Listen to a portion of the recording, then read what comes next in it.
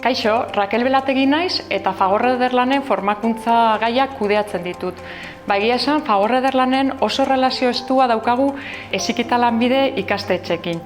Eta gainera, bi formula erabiltzen ditugu, bai dualak eta bai praktikak. Gainera, sortu dugu komisio akademiko bat, eta komisio akademio horretan daude Mondragon Goi Eskola, Miguel Altuna Institutua, eta Aretxabaleta Lanbide Eskola. Bertan jarraipen estua egiten diegu gure ikasleei eta baita ere beraien iradokizunei eta hobekuntza proposamenei.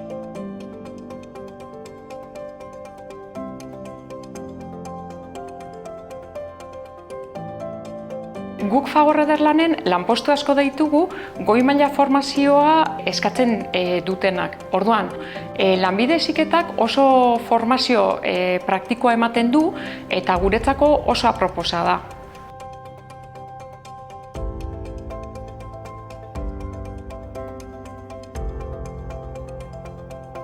Noski, gainera espezialidadea askotakoak, bai, batez ere industrial arlokoak, adibidez robotikatkoak, mekanikakoak, mekatronikoak eta bar.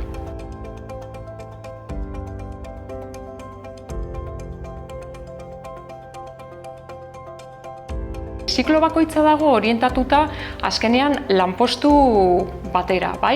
Orduan, Fagor Ederlanen, adibidez, robotika, mekatronika ikasi duen baton batek, mantenketa lanetan egin ahalko lukeen lan.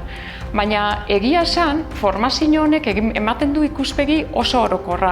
Honek esan nahi dau gero askotan gertaketa jakula, pertsonak etorriten direla gure lantegira, eta gero, lanpostu pururik ez dago. Hau da, lanpostu baten zati bat izango zen robotika, beste bat mekatronika, beste bat automatizazioa.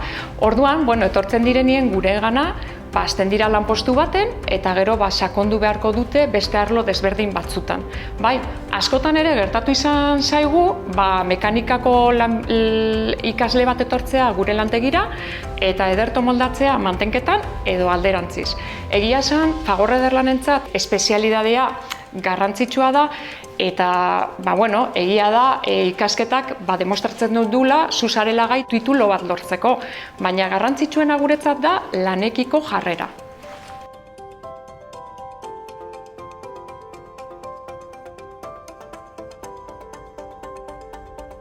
Orokorrean ondo prestatuta etortzen dira eta zelen aipatu dudan bezala ikasketa hauek alderdi praktikoa oso landuta daukate. Gainera, guk dual formula asko erabiltzen dugu. Horrek esan nahi dau, langile horiek gure egunerokotasuna ezagutzen dutela eta gure egiteko erak ezagutzen ditula eta hortaz egia esan da guretzako praktikoa dira eta pertsonak ondo datoz formauta.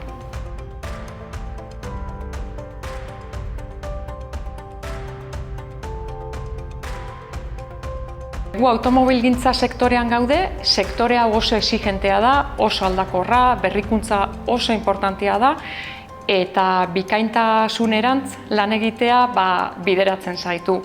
Orduan, proiektu asko datoz, nobedade asko datoz, berritzaile teknologia gauza desberdin datoz, eta hau den aurrera botatzeko pertsonak behar ditugu. Orduan, noski formatutako pertsonak beharko ditugu hurrengo urteetan.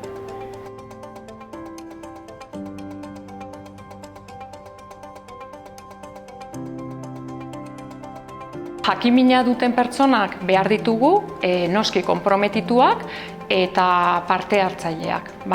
Etengabe ikasteko prest daudenak, lehen esan dudan bezala gure sektorea hain aldakorra, exigentea eta berritzailea izanez gero, eta baita ere, prest egoteko gure entorno berritzailean lan egiteko, eta noski gure kooperatibo baloreekin bat datozenak.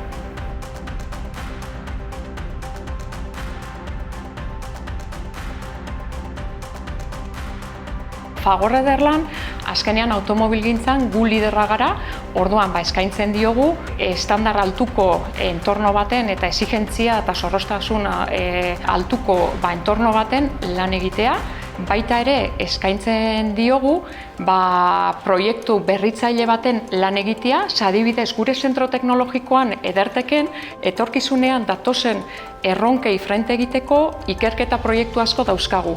Eta hor bertan asko ikasi leike, eskaintzen diogu ere aditu talde askotan lan egitea, eta horrek esan nahi da, trebetasun hartuko dula teknologia desberdinetan, eta baita ere kudeaketan parte hartuko dula, noski kooperatiba baten lan egitea, gure ilusioa eta baloreak proiektu desberdinetan partekatzeko, munduan zehar lan egiteko aukera, ze naiz eta gure sede nagusia guk Euskal Herrian eduki, guk planta desberdina dauzkagu, adibidez Mexikon, Txinan, Brasilen, Eslovakian eta bar.